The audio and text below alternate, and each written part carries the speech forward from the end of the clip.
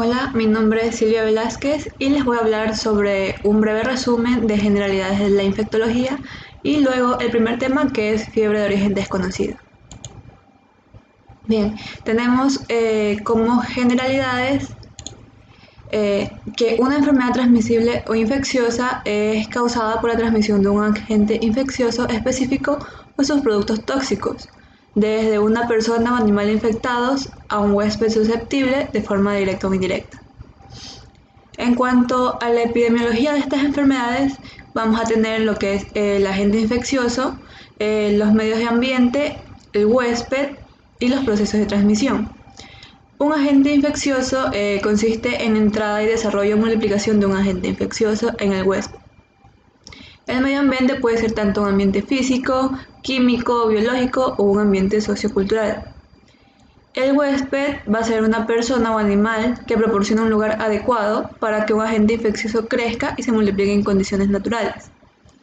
Y por último, el proceso de transmisión va a ser la propagación del agente infeccioso a través del ambiente u otra persona a un huésped susceptible. Esta puede ser ya sea directa o indirecta.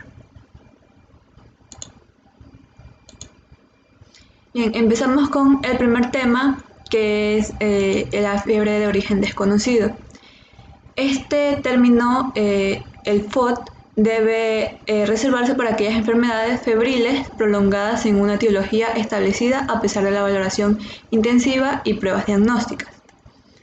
Esta fiebre de origen desconocido fue definida por Petersdorf y Bison en 1961 como una enfermedad con duración mayor de 3 semanas con fiebre mayor de 38.3 grados centígrados en 2 ocasiones y diagnóstico incierto a pesar de una semana de valoración intrahospitalaria.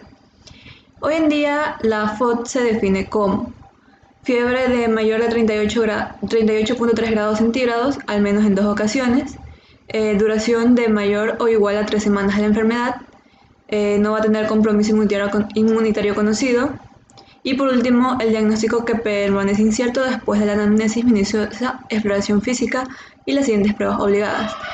Estas van a ser medición de velocidad de eritrosedimentación y proteína C reactiva, conteo plaquetario, conteo de leucocitos con diferencia, cuantificación de hemoglobina, entre otras. En cuanto a su etiología y epidemiología, en países occidentales y no occidentales, la causa más frecuente son las infecciones. En los países occidentales tenemos el 22% y en los no occidentales 43% de estas enfermedades. Le van a seguir las enfermedades inflamatorias y las neoplasias.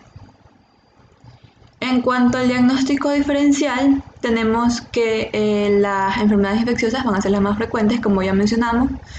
Estas van a ser las endocarditis, diverticulitis, osteomielitis vertebral, tuberculosis extrapulmonar, la fiebre Q y la enfermedad de Whipple son bastante raras.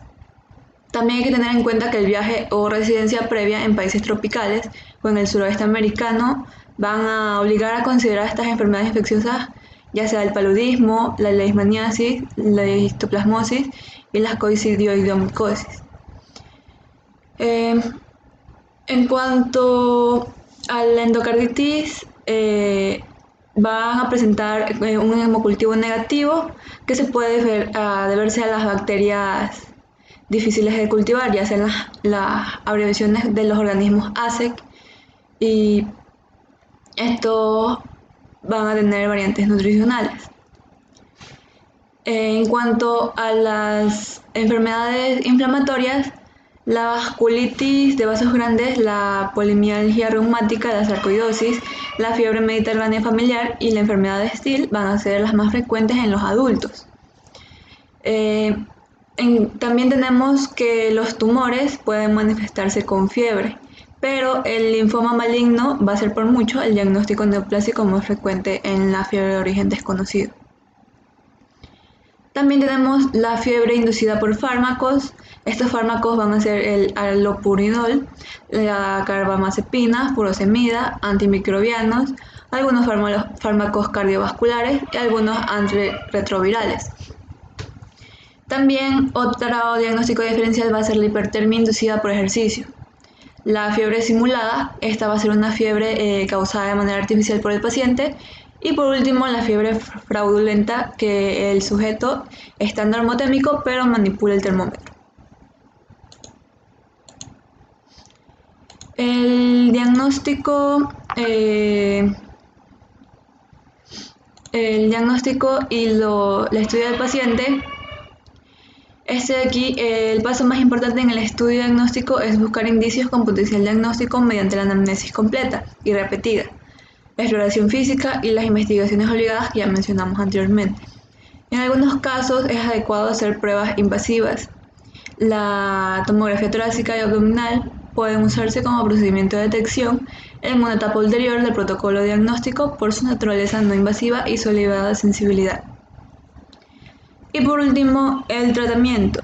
Vamos a tener que los antibióticos glucocorticoides o fármacos antituberculosos, estos deben evitarse en la fiebre de origen desconocido, salvo cuando el paciente se deteriora con rapidez después que las pruebas diagnósticas mencionadas no aportan un diagnóstico definitivo.